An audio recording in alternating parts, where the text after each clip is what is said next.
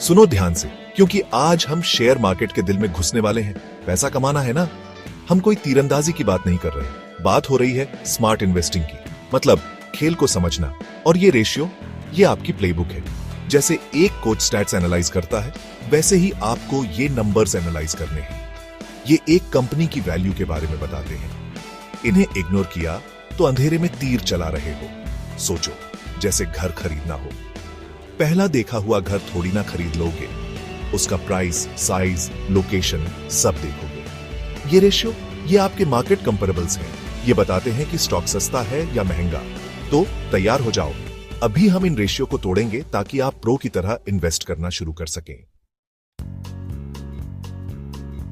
सबसे पहले PE ratio, price to earnings ratio. यह बताता है कि आप कंपनी की हर एक रुपए की कमाई के लिए कितना पैसा दे रहे हैं। सिंपल मैथ है, stock price divided by earnings पर शेयर। मान लो एक कंपनी का स्टॉक 50 रुपए का है और उसकी अर्निंग्स पर शेयर 5 रुपए है, तो पी रेशियो हुआ 10।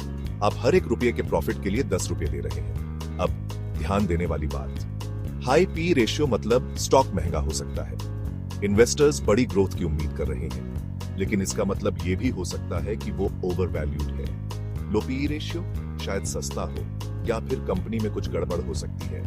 आपको और खोजबीन करनी पड़ेगी। इंडस्ट्री एवरेज देखो, कंपेटिटर्स से कंपेयर करो। पीई रेशियो एक स्टार्टिंग पॉइंट है, मंजिल नहीं। अगला PS ratio, price to sales.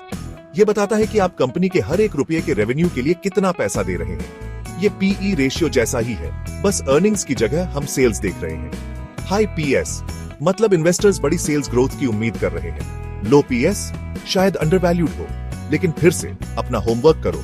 और आखिर में PB ratio, price to book. यह बताता है कि आप कंपनी के नेट एसेट्स के लिए कितना पैसा दे रहे हैं।